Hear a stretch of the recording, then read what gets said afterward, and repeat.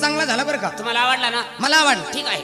आता काय कर, काय करू? एक कणी आपल्या देशामध्ये बाहेर गावचे लय पदार्थ आले हो. आणि मला ती कणी शेव जिलेबीचं भांडण सांग.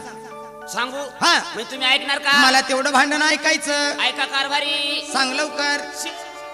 शेव जिलेबीचं भांडण झालं काल हॉटेलात.